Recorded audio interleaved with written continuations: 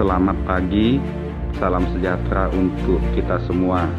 Saya Dr. Peson, SPKJ, Direktur Rumah Sakit Jiwa Provinsi Kalimantan Barat.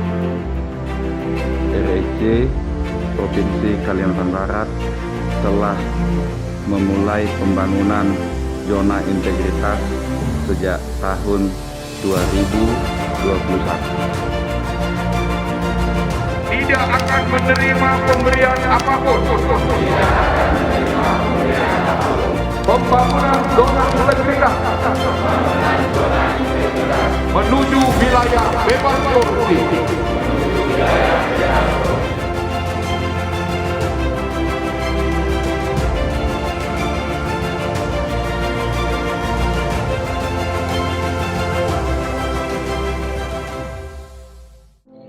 Dalam rangka membangun zona integritas menuju wilayah bebas dari korupsi di RSJ Provinsi Kalimantan Barat, kami telah melakukan pertama pencanangan zona integritas pada tahun 2021, kemudian penandatanganan fakta integritas oleh seluruh pegawai rumah sakit jiwa, dan pernyataan komitmen telah siap membangun zona integritas.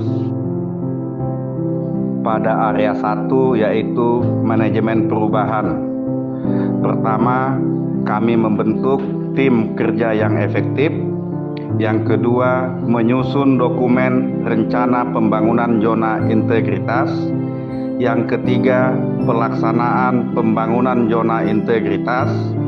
Yang keempat, monitoring dan evaluasi pembangunan zona integritas.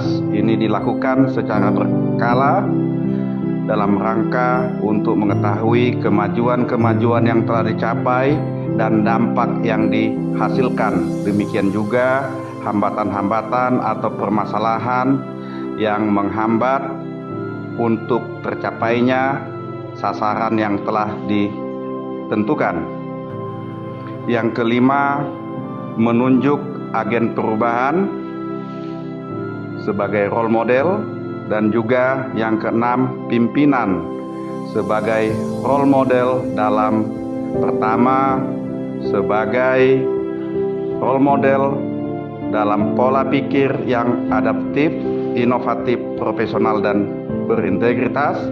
Yang kedua, membangun budaya kerja, yaitu menumbuhkan nilai-nilai yang baik dan mampu membantu untuk merubah kebiasaan yang kurang baik yang sudah menjadi kebiasaan pegawai di lingkungan kerja rumah sakit jiwa. Terdapat 6 area perubahan pada pembangunan zona integritas, yaitu area 1 manajemen perubahan, area 2 penataan tata laksana, area 3 penataan manajemen SDM, area 4 penguatan akuntabilitas kinerja, area 5 penguatan pengawasan, dan area 6 peningkatan kualitas pelayanan. Dampak dari manajemen perubahan pada area 1 adalah terjadinya peningkatan disiplin pegawai. Kedua, terjadinya peningkatan kinerja pegawai. Yang ketiga, terjadinya peningkatan kualitas pelayanan dan adanya suatu kerjasama yang baik di antara petugas Rumah Sakit Jiwa Provinsi Kalimantan Barat. Sebagai role model, pimpinan, yaitu saya sebagai direktur, harus mempunyai kemampuan dan kemauan dalam membangun komitmen dan mengajak seluruh pegawai untuk melakukan perubahan.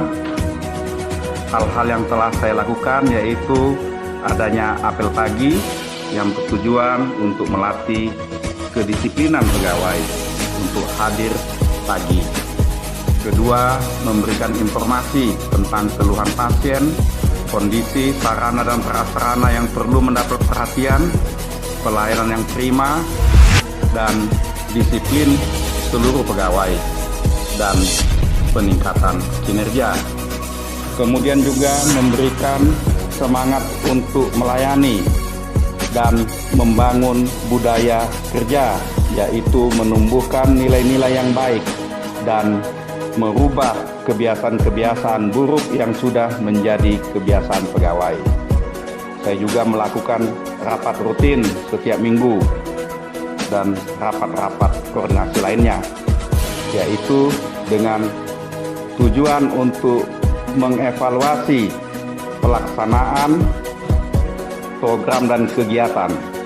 Kemudian juga untuk memecahkan permasalahan atau hambatan-hambatan yang dapat mengganggu tercapainya tujuan yang telah ditetapkan, dan juga menumbuhkan suatu kemampuan untuk berinovasi dari pegawai maupun pejabat-pejabat struktural dalam meningkatkan pelayanan dan untuk mencapai tujuan yang telah ditetapkan. Saya juga melakukan sidak sewaktu-waktu pada pejabat untuk mengetahui sampai di mana pekerjaan yang telah dilaksanakannya, apakah pekerjaan itu telah dilaksanakan dengan baik atau terkendala. Kemudian juga saya sidak ke bangsal rawat inap untuk memastikan pelayanan yang diterima dan untuk mengetahui secara langsung permasalahan-permasalahan yang ada dalam pelayanan, dan juga apakah petugas telah mematuhi SOP yang telah ditetapkan. Juga melakukan sidak ke instalasi-instalasi baik poliklinik, IGD, farmasi, dan lain-lain untuk memastikan bahwa pelayanan berlangsung dengan baik dan pegawai mematuhi SOP yang telah dibuat.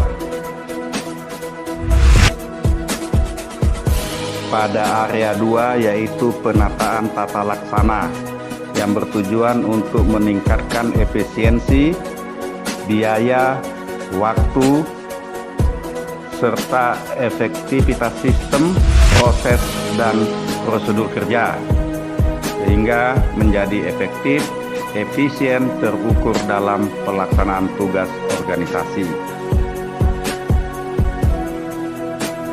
Area 3 yaitu penataan sistem manajemen sumber daya manusia yang bertujuan untuk meningkatkan profesionalisme SDM aparatur untuk mewujudkan birokrasi yang antisipatif, proaktif, dan efektif.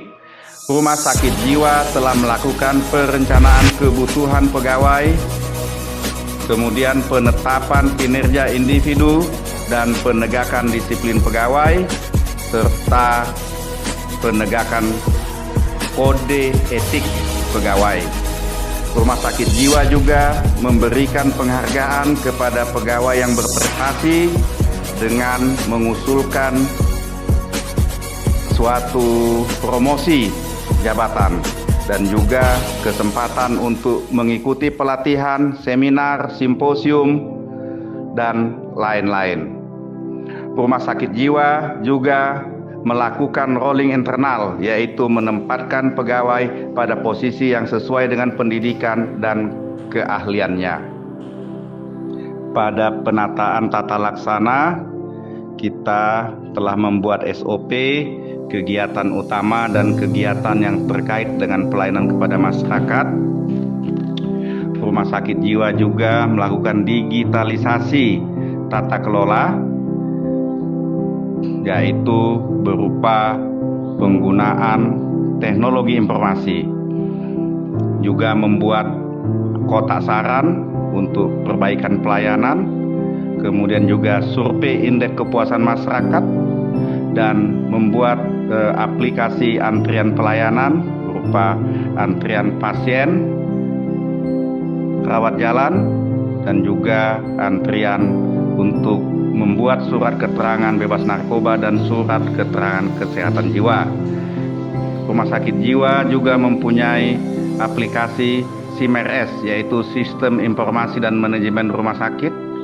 Kemudian juga dalam rangka untuk keterbukaan informasi dan penyampaian pelayanan, program dan kegiatan kepada masyarakat, yaitu melalui website, aplikasi PPID, kemudian juga melalui media sosial yaitu Facebook, kemudian Instagram, YouTube, dan Twitter.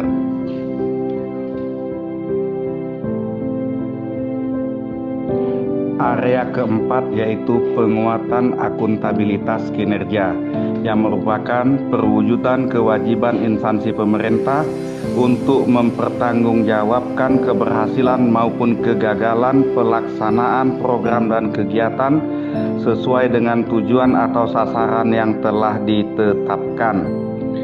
Pada area 4 ini, dalam perencanaan, kegiatan dan anggaran, pimpinan atau direktur proaktif dalam pelaksanaan. Perencanaan ini tentulah merujuk pada RPJMD yang merupakan penjabaran dari visi dan misi gubernur. Perencanaan juga memperhatikan rencana strategis Rumah Sakit Jiwa Provinsi Kalimantan Barat dan memperhatikan peta proses bisnis, menerapkan manajemen risiko, serta menentukan prioritas kebutuhan dalam rangka peningkatan pelayanan. Rumah Sakit Jiwa juga telah membuat perjanjian kinerja secara berjenjang dari pimpinan sampai kepada staf fungsional, kemudian juga telah membuat cascading kinerja, kemudian juga melakukan evaluasi secara berkala akib, sehingga perencanaan, kemudian pelaksanaan program kegiatan dan anggaran dapat bermanfaat untuk masyarakat, untuk peningkatan kualitas pelayanan, dan juga anggaran dapat dilaksanakan secara efisien dan efektif. Area 5 yaitu penguatan pengawasan, yang bertujuan untuk meningkatkan penyelenggaraan pemerintahan yang bersih, bebas KKN, untuk mewujudkan birokrasi yang antisipatif, proaktif, dan efektif. Untuk area 5, Rumah Sakit Jiwa telah melakukan pertama, pengendalian gratifikasi melalui sosialisasi, baik melalui surat edaran maupun melalui apel pagi. Yang kedua, Rumah Sakit Jiwa melakukan public campaign untuk anti korupsi dan anti gratifikasi melalui stiker, banner, spanduk, dan juga melalui media sosial dan juga website. Rumah Sakit Jiwa juga telah membuka layanan whistleblowing system melalui website, dan Rumah Sakit Jiwa juga telah membuat layanan pengaduan baik melalui call center maupun ruang pengaduan yang ada di Rumah Sakit Jiwa. Rumah Sakit Jiwa juga melaksanakan suatu sistem pengawasan internal atau SPIP, di mana pengendalian terhadap semua kegiatan mulai dari perencanaan, proses pelaksanaan sampai kepada output maupun outcome, sehingga tujuan yang telah ditetapkan bisa terlaksana dengan baik. Rumah Sakit Jiwa juga mewajibkan kepada seluruh pegawai untuk melaporkan LHKPN dan LHK ASN, di mana pegawai Rumah Sakit Jiwa telah melaporkan 100%. Rumah Sakit Jiwa juga telah memasang CCTV di beberapa tempat, yaitu di pelayanan dan juga di kantor utama, dengan tujuan untuk mengawasi supaya pelayanan dapat berlangsung dengan baik dan pegawai, terutama pejabat struktural, dapat meningkatkan disiplin dengan adanya pemantauan langsung oleh pimpinan. Kemudian juga Rumah Sakit Jiwa telah membuat suatu SOP penanganan pelaporan, yaitu suatu benturan kepentingan, sehingga hal-hal yang dilaporkan dapat diselesaikan dengan baik. Area keenam yaitu peningkatan kualitas pelayanan. Rumah sakit jiwa telah berupaya melakukan peningkatan kualitas pelayanan sehingga pelayanan yang dilaksanakan di rumah sakit jiwa adalah pelayanan yang prima dan ramah. Kita telah melakukan berbagai inovasi-inovasi sehingga pelayanan dapat diterima dengan baik oleh warga di sekitar Kota Singkawang maupun warga atau masyarakat yang jauh dari jangkauan langsung rumah sakit jiwa berupa inovasi-inovasi yang menggunakan teknologi informasi. Inovasi yang pertama yaitu telemedicine, di mana pasien yang tidak datang ke rumah sakit jiwa secara langsung yang diwakili oleh anggota keluarga atau oleh orang lain dapat berkomunikasi langsung dengan dokter melalui video call, di mana pasien atau keluarga yang di rumah dapat berkomunikasi langsung dengan dokter melalui video call sehingga dokter bisa mewawancarai, bisa menanyakan keluhan-keluhan, bisa menanyakan kemajuan-kemajuan dan juga efek samping obat dan juga efek samping obat atau kesatuan minum obat atau dukungan keluarga dan lain-lain. Jadi suatu inovasi di mana masyarakat walaupun tidak hadir karena jarak yang jauh, karena biaya, karena cuaca dan lain-lain dapat berkomunikasi langsung dengan psikiater rumah sakit jiwa sehingga pelayanan bisa dilaksanakan dengan baik dan tidak sampai terjadi kesalahan-kesalahan ataupun suatu ketidakpuasan dari masyarakat penerima layanan. Inovasi kedua adalah adanya kerjasama antara rumah sakit jiwa dengan Dinas Sosial 14 kabupaten kota se-Kalimantan Barat. Tujuannya adalah untuk pembiayaan pasien-pasien miskin dan telantar yang tidak punya keluarga atau diabaikan sama keluarga, sehingga mereka dapat tetap bisa diobati dengan bantuan penyediaan data kependudukan dan juga melalui kelengkapan dokumen untuk BPJS. Dengan demikian, pasien-pasien terlantar dan miskin dapat dilayani di Rumah Sakit Jiwa Provinsi Kalimantan Barat dengan baik. Inovasi yang ketiga adalah telehealth, yaitu suatu inovasi melalui video call, di mana pasien atau keluarga pasien bisa menghubungi rumah sakit atau personel rumah sakit jiwa yang terdiri dari dokter psikiater, dokter spesialis saraf, nutrisionis, perawat, dan psikolog serta PKRS. Dengan demikian, pertanyaan-pertanyaan masalah pasien, perkembangannya, dan lain-lain bisa ditanyakan langsung melalui video call yang promosinya kita melalui banner dan leaflet yang kita letakkan di poliklinik sehingga mereka bisa mengetahuinya pada saat mereka rawat jalan atau rawat inap. Inovasi yang keempat adalah kita membuat grup WA antara rumah sakit jiwa yang terdiri dari dokter-dokter spesialis kedokteran jiwa dengan dokter umum yang ada di seluruh puskesmas Provinsi Kalimantan Barat, di mana tiap puskesmas diwakili oleh satu dokter umum.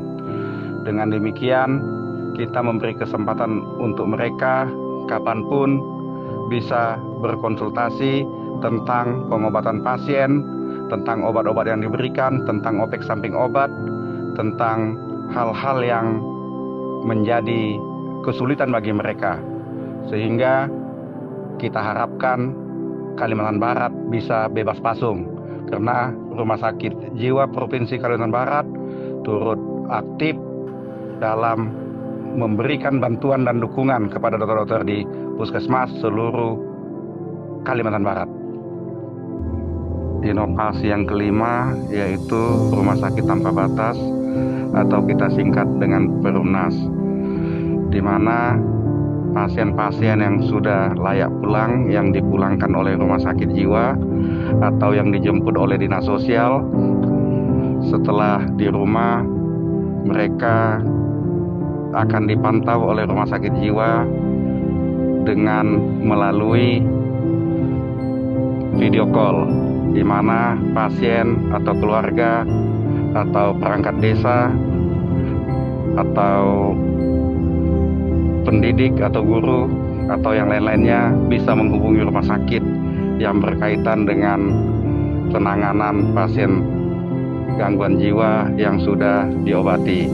Bisa juga dari puskesmas turut berperan dalam perawatan, pemantauan, minum obat, dukungan keluarga dan masyarakat untuk keberlangsungan terapi dari pasien jiwa yang telah dipulangkan. Inovasi yang keenam adalah pemberdayaan pasien, di mana pasien-pasien yang sudah tenang diberikan kegiatan-kegiatan yang bermanfaat seperti bertani, bercocok tanam, memelihara ayam, memelihara ikan, kemudian dipekerjakan sebagai petugas kebersihan pengelolaan sampah, sebagai petugas pengolahan air minum, dan lain-lain, sehingga mereka bisa berdaya guna dan bisa kembali ke masyarakat untuk bisa bekerja kembali, sehingga semangat untuk sembuh tetap bisa terpelihara.